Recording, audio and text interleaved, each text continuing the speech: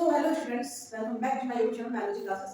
तो आज हमें स्टडी करना है बीएससी थर्ड ईयर का, ठीक है। फर्स्ट पेपर में दैट इज टॉपिक है हमारा the rice bug. Rice bug क्या होता है इसके बारे में हमें स्टडी करना है। ओके, राइस बग को हम लोग also known as what, Gandhi bug, इसे हम गांधी बग के नाम से भी जानते हैं। और किस नाम से हम जानते हैं इसे, तो लेप्टोकोरिसा, इसका साइंटिफिक नेम है लेप्टोकोरिसा। वेरिकॉर्निस, ठीक है। तो इन दोनों नाम से भी हम इसे जानते हैं, क्या क्या, गांधी बग और लेप्टोकोरिसा वेरिकॉर्निस। सो स्टूडेंट्स, अगर आप चैनल पे फर्स्ट टाइम विजिट कर रहे हैं और अब तक आपने मेरे चैनल को सब्सक्राइब नहीं किया है तो फटाफट से चैनल को एक बार सब्सक्राइब कर लीजिए और शेयर कर दीजिए अपने जो भी आप कांटेक्ट में बीएससी के स्टूडेंट्स हैं सबको शेयर कर दीजिए। ओके, तो देखिए, अगर हम बात करें राइस बग की तो ये ऑल ओवर इंडिया में पाया जाता है, ठीक है। ये कहाँ पाया जाता है? इंडिया में हर जगह पाया जाता है। कहाँ कहाँ अगर हम बात करें तो मेजर प्लेसेस कौन सी, उत्तर प्रदेश, बिहार, बंगाल, साउथ स्टेट्स के सब जगहों पे पाया जाता है, ठीक है। चलिए, अब राइस बग की अगर हम बात करें तो राइस बग की जनरल कैरेक्टरिस्टिक तो समझ में आ गया, इसमें कुछ खास था नहीं। राइस बग को हम लोग गांधी बग के नाम से भी जानते हैं, ठीक है। लेप्टोकोरिसा वेरिकॉर्निस के नाम से जानते हैं और ये ऑल ओवर इंडिया में पाया जाता है, ठीक है। तो चलिए अब हम समझ लेते हैं इसकी क्लासिफिकेशन क्या है, biological classification of rice bug. Okay, so let's start studying about this, their biological classification.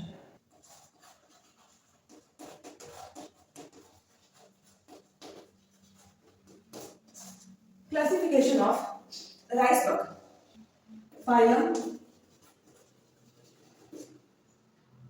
class, order, genus and species, ठीक है।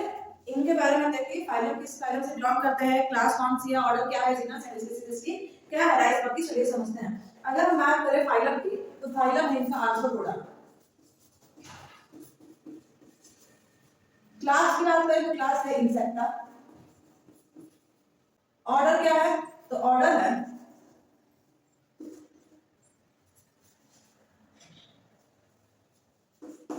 हेमिप्टेरा। जीनस क्या है, तो लेप्टो, और स्पीसीज क्या है, तो वेरिकॉर्निस, ठीक है। देखिए, क्लासिफिकेशन ऑफ राइस बग की अगर हम बात करें तो इसकी फाइलम, ये कौन से फाइलम से बिलोंग करता है, तो arthropoda, class insecta, order Hemiptera, genus Leptocorisa और स्पीसीज कौन सी है, तो वेरिकॉर्निस। ओके, सो देखिए, अब अगर हम बात करें इसके अपीयरेंस की तो चलिए हम इसके अपीयरेंस के बारे में समझ लेते हैं। ओके,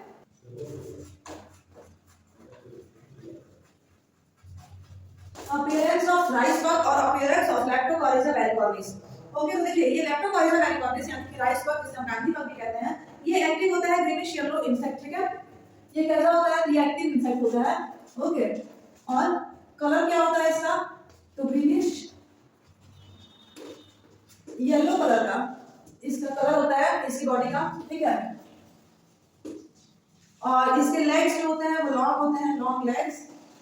और अगर इसके ऑर्डर की बात करें कि इसकी स्मेल कैसी होती है, तो ये बहुत ही बगी होती है।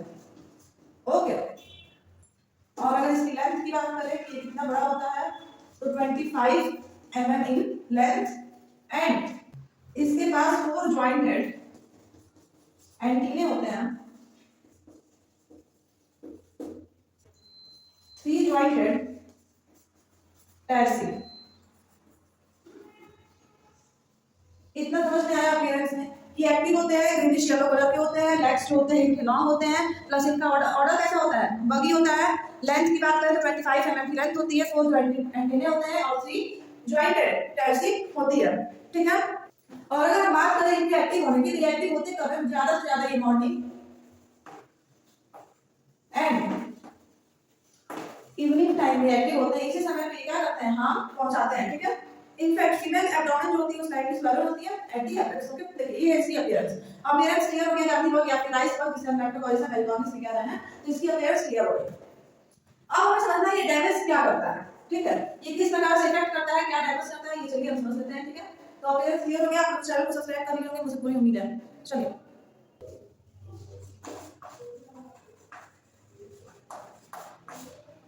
देखिए अगर हम बात करें कि डैमेज किसको करता है, तो ये खास तौर पे पैडी को डैमेज करता है, यानी कि धान की फसलों को ये क्या करता है, डैमेज करता है। ठीक है, इनफैक्ट ये इंसेक्ट जो होता है ये पैडी क्रॉप पे मतलब उसके फ्लावर्स पे आ जाता है। ठीक है, फ्लावर्स क्या आएगा, फ्लावर्स को क्या करेगा, सब कर जाएगा।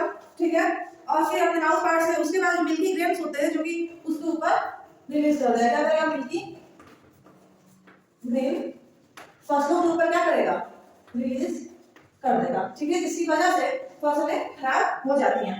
ओके, और ये अटैक करते हैं ग्रेन पे। और एक ब्लैक स्पॉट ऑफ फंगस, देखिए पियर्सिंग पॉइंट पे ब्लैक स्पॉट ऑफ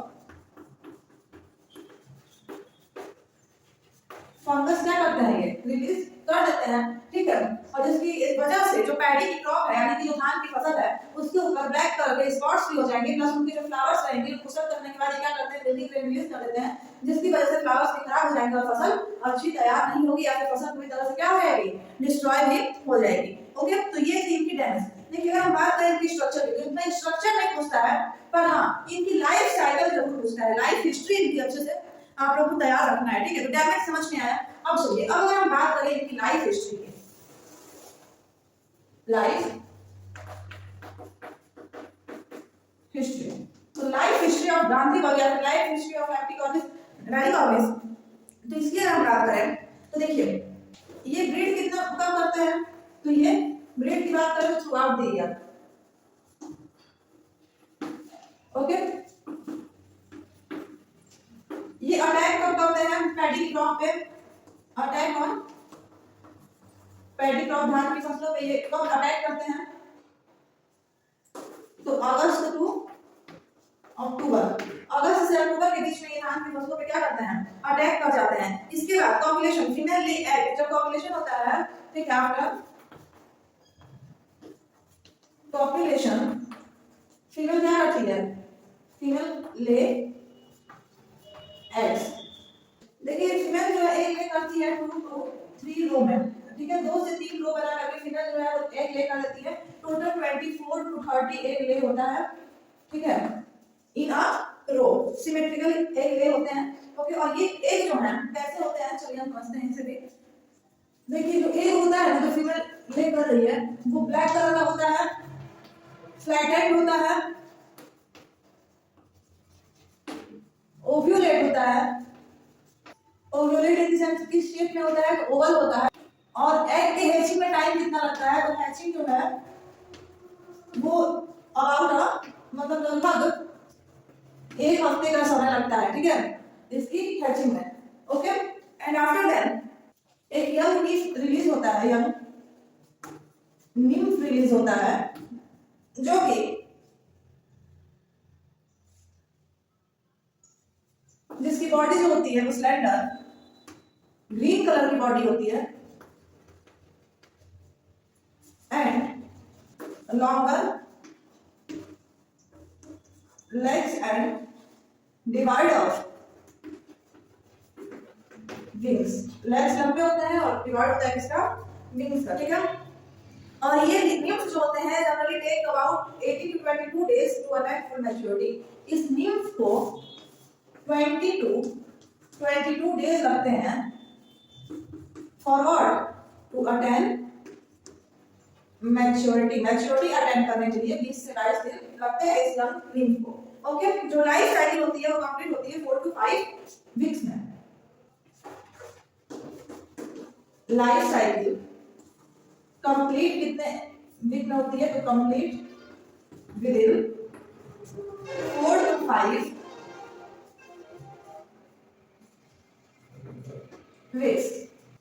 और लाइफ स्पैन की बात करें ऑफ एन एडल्ट, एडल्ट की लाइफ स्पैन जो होती है ये टोटल 34 to 35 डेज के लिए ही होती है, सिर्फ और सिर्फ 34 to 35 डेज ये जीवित रह पाता है। तो ये थी इसकी लाइफ हिस्ट्री। क्लियर हो गई। चलिए अब हम एक लाइफ हिस्ट्री का छोटा सा क्या कर लेते हैं, लाइफ साइकिल ड्रॉ कर लेते हैं। ओके, जिससे कि आप लोगों को इजीली अंडरस्टैंड भी हो जाएगा, लर्न भी हो जाएगा, कांसेप्ट माइंड में एकदम क्या हो जाएगा, अच्छा भी हो जाएगा। तो चलिए हम इसका एक लाइफ साइकिल ड्रॉ कर लेते हैं। सबसे पहले यहाँ हो जाएगा एडल्ट, एडल्ट ने क्या किया, एग हैच किया, एग से क्या बना, एग से बन गया निम्फ, और निम्फ जो है अबाउट 20 डेज लगाया क्या करने के लिए, अपने आप को मैच्योर करने के लिए, एडल्ट होने के लिए, ठीक है। टोटल 20 डेज लगे और उसके बाद ये क्या बन के तैयार हो गया, तो ये निम्फ बन के तैयार, एडल्ट बन के फिर से तैयार हो गया। एडल्ट में आप क्या नोट कर सकते हैं कि एडल्ट जो है या तो मेल भी हो सकती है या फिर फीमेल भी हो सकती है। एडल्ट को एक दिन में 3 to 5 डेज का टाइम लगता है, ठीक है। एग को हैच होने में 5 to 7 डेज का समय लगता है, ठीक है। तो ये है life cycle. Life cycle complete कितने दिन में होती है, तो आप यहाँ हम लिख सकते हैं life cycle completed in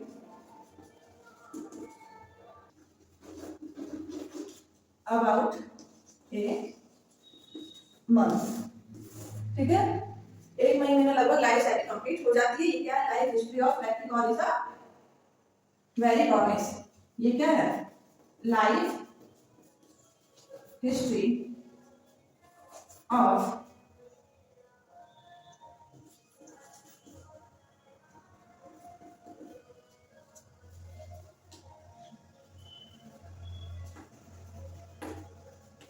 लैक्टिकॉर्निसा varicornis. Okay, clear हो गया। चलिए अब हमें इसके लास्ट टॉपिक पढ़ना है इस टॉपिक का, that is prevention and control. Okay, so let's start studying about prevention and their control.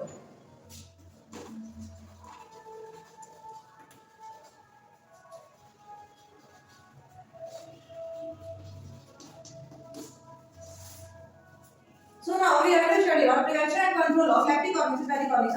Okay, तो देखिए collection of the insect with the hand net and killed by useful mechanical method. क्या करना चाहिए, तो collect करना चाहिए, collect the insect with the help of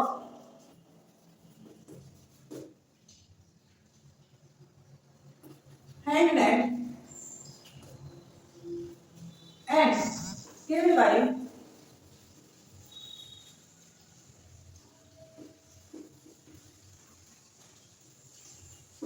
mechanical method. Okay, इस insect को क्या करना चाहिए, कलेक्ट करना चाहिए और इसे मार देना चाहिए मैकेनिकल मेथड के through. Draining out of the water from infested field, ठीक है। वाटर क्या करना चाहिए, ड्रेन आउट कर देना चाहिए फ्रॉम द इन्फेस्टेड फील्ड। किसको ड्रेन आउट करना चाहिए, वाटर को। Okay, within 3 to 4 days. अगर 2-3 से 4 दिन से अधिक अगर कहीं पानी किसी फील्ड में इकट्ठा है तो उसे क्या करना चाहिए, हटा देना चाहिए। इसे लाइट ट्रैप से अट्रैक्ट करना चाहिए, लाइट ट्रैप से क्या करना चाहिए, अट्रैक्ट करना चाहिए और फिर डिस्ट्रॉय कर देना चाहिए। ओके, और क्या मेथड हो सकते हैं, तो ग्रासेस को रिमूव करना चाहिए, ठीक है। पैडी फील्ड से क्या करना चाहिए, ग्रासेस को रिमूव कर देना चाहिए, ठीक है, रिमूव करना चाहिए। Okay, in fact dusting with 5% BSc, मतलब बीएससी वगैरह छिड़काव करना चाहिए। और तो ये सब स्प्रे करना चाहिए बीएससी का और डीटी का, spray of BSC and DT, time to BSC और डीटी का स्प्रे करना चाहिए, छिड़काव करना चाहिए। अदरवाइज मैराथन और मैथिल पैराथन ये भी इफेक्टिव होता है, इससे भी असर पड़ता है, ठीक है। तो देखिए अब ये हमारा टॉपिक जो है ये क्लियर हो गया, गांधी बाग डिसेंट्रलाइज्ड टॉपिक क्या रहते हैं, इसमें अब हमें और कुछ नहीं जानना है। अब हमें नेक्स्ट वीडियो में स्टडी करेंगे हम शुगर केन लीफ ऊपर, जिसे हम पायरिला पैक्टोसिला और या फिर बॉकर भी कहते हैं। ओके, सो आई होप आप चैनल को सब्सक्राइब कर लिया, अगर नहीं किया तो कर लीजिए। Okay, thank you.